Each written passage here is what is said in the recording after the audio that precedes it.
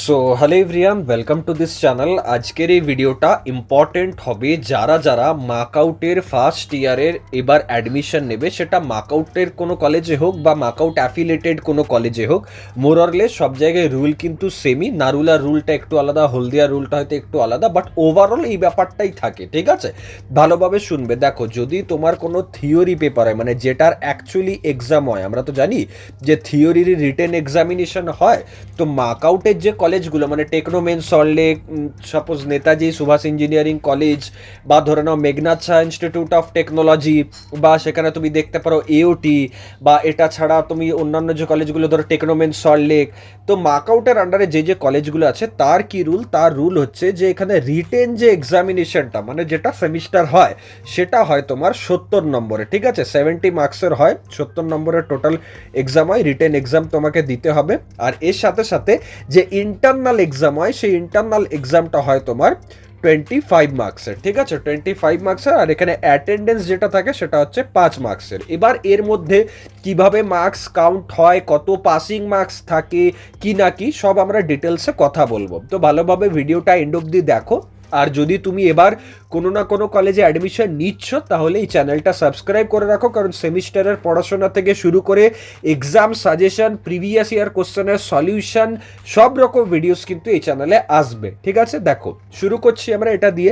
First of all, এই যে 70 মার্কসের যে রিটেন এক্সামিনেশনটা হয়, সেটা কি ফরম্যাটে হয়? সেটা জেনারেলি এই ফরম্যাটে হয় যে শুরুর দিকে 10টা কোশ্চেন থাকে, এমসিকিউ বা শর্ট কোশ্চেন অ্যান্সার, মানে এসএ কিউ টাইপ 10টা থাকলো। তারপর মানে ওটা গ্রুপ এ এর আর কি, গ্রুপ এতে থাকে 10টা শর্ট কোশ্চেন, মানে 10 × 1। ওকে, 10টা হয়ে গেল। তাহলে এবার বাকি রইল 60 মার্কস। এবার বাকি 60 মার্কসের মধ্যে গ্রুপ বিতে থাকে 5 মার্কসের কোশ্চেন। জেনারেলি ওখানে 3টে কোশ্চেন করতে হয়, দেওয়া থাকে 5টা, বাট করতে হয় 3টা। তো তাহলে টোটাল ওটা থাকে 5 × 3 = 15। আর এখানে 10 × 1 মানে 10। তাহলে 10 আর 15 হয়ে গেল 25।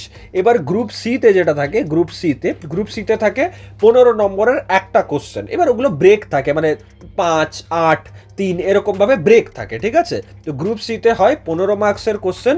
আর এখানে কত থাকে? টোটাল 3টে। তাহলে যদি 15 × 3 দেখো, হয়ে গেল 45। তার মানে 45 × 5 = 50, আর 10 × 60, 10 × 70। তাহলে দেখো 45 + 15 + 10, তাহলে কিন্তু 70 মার্কসের হয়ে যাচ্ছে। এটা হয়ে গেল রিটেন, মানে 70 মার্কসের যে এক্সামটা, ফাইনাল যে এক্সাম, সেটা জেনারেলি ডিসেম্বর, জানুয়ারি বা ফেব্রুয়ারি মাসে হয়ে থাকে।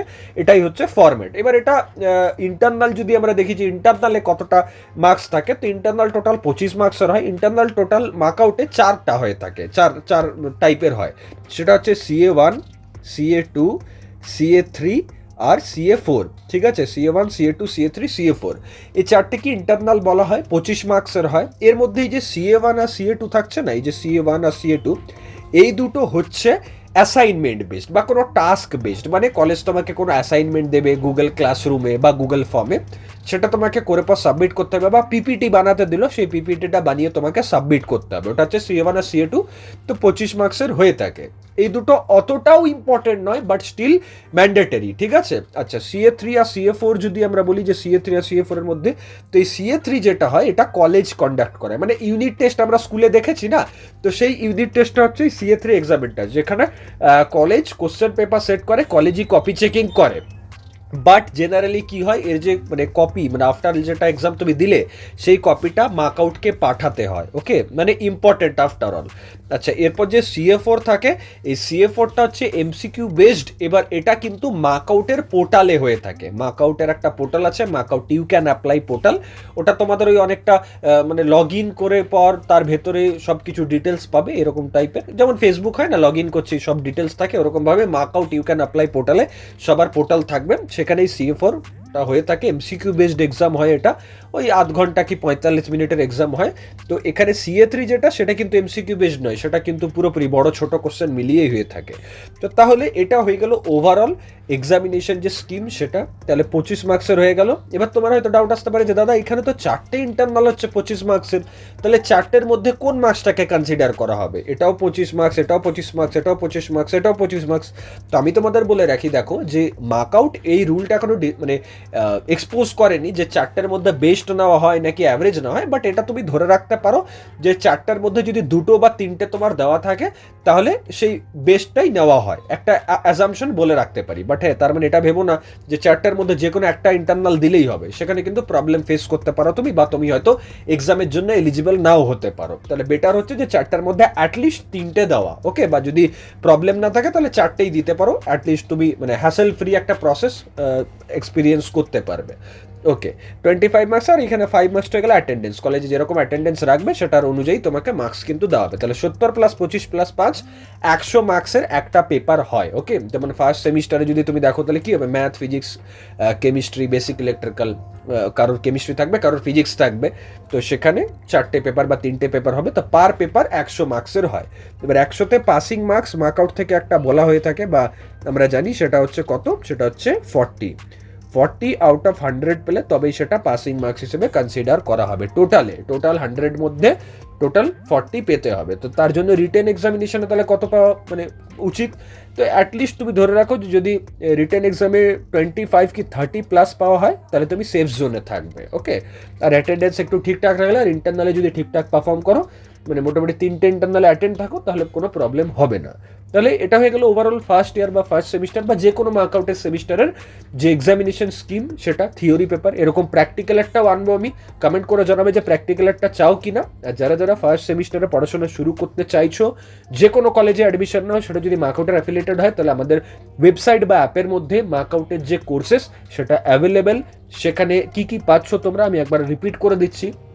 সিলেবাস ওয়াইজ প্রতিটা চ্যাপ্টারের নোটস পাবে। কেন? তার কারণ হচ্ছে মার্ক আউটে লাস্ট 2 বছর ধরে মেনলি যে কোশ্চেন্স আসছে সেগুলো সিলেবাস থেকে ডিরেক্টলি থ্রো করা হচ্ছে, সেই জন্য আমরা সিলেবাস ওয়াইজ নোটস দিয়েছি। সেকেন্ড, প্রিভিয়াস ইয়ার কোশ্চেনের সলিউশন পেয়ে যাবে, সেটা নিউমেরিক্যাল হোক বা থিওরিটিক্যাল হোক। পিওয়াইকিউ থেকেও অনেক কোশ্চেন রিপিট হয়, সেই জন্য পিওয়াইকিউ ডিরেক্টলি আমরা সলিউশন করে পর দিয়ে দিয়েছি কোর্সের ভেতরে।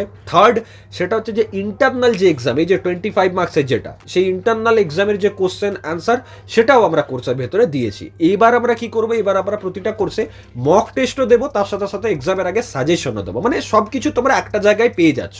আরেকটা কথা, যে অনেকের ডাউট আসতে পারে যে দাদা লেকচার পাওয়া পসিবল নয়। দাদা দেখো, 2 থেকে 3 মাস তুমি টাইম পাবে নিজের সেমিস্টার এক্সামিনেশনের জন্য, তার মধ্যে তোমাকে কলেজের অ্যাটেন্ডেন্স দেখতে হবে, কলেজের ইন্টারনাল দেখতে হবে, কলেজের যে সাপোজ প্র্যাকটিক্যাল ল্যাবগুলো হয় সেগুলোতে অ্যাটেন্ড থাকতে হবে, ফেস্ট আছে কলেজের, আজ এই কলেজে কারিকুলাম, কালকে ওই ফাংশন, সব কিছু অ্যাটেন্ড থেকে পর তোমাকে কিন্তু 75% অ্যাটেন্ডেন্স আছে, তারপর পলিসি, সব কিছুর পরে তুমি যদি 3টে কি 4টা সাবজেক্টে লেকচার দেখা শুরু করো এত বড় সিলেবাসে, তুমি শেষই করতে পারবে না লেকচার দেখে পর। ঠিক আছে, কোর্সটা কেনা তোমার ভার হবে 2000-3000 টাকা দিয়ে পর, আর টাকাটাও নষ্ট যাবে, অ্যাটলিস্ট অ্যাট দি এন্ড দেখবে যে কিছু প্রিপারেশনও হলো না, আর সেমিস্টারও ফেল করবে। তো তার থেকে বেটার হচ্ছে যে আমরা একদম ইজি টু আন্ডারস্ট্যান্ডিং নোটস দিচ্ছি তোমাকে, কালারফুল দিচ্ছি, টু দি পয়েন্ট দিচ্ছি, যতটুকু দরকার ততটুকু পড়তে হবে, এক্সামিনেশনে যাতে লিখে আসতে পারো ডায়াগ্রাম সমেত, ছবি সমেত কালারফুল করেছি, যাতে ইন্টারেস্টও তোমার গ্রো হয়।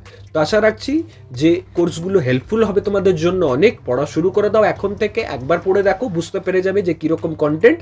আর এরকম ভিডিওস পাওয়ার জন্য চ্যানেলটা সাবস্ক্রাইব করো। কোর্স অ্যাপের মধ্যে অ্যাভেলেবেল, অ্যাপের name Sourav Chakraborty, directly play স্টোরে সার্চ করতে পারো, বা গুগলে গিয়ে পর সৌরভ চক্রবর্তী কোর্সেস যদি সার্চ করো সেখানেও কিন্তু কোর্স অ্যাভেলেবেল আছে। থ্যাঙ্কস আ লট, দেখা হচ্ছে নেক্সট ভিডিওতে। আর কি নেক্সট ভিডিও চাও সেটাও কমেন্ট করে জানাতে পারো। Thank you.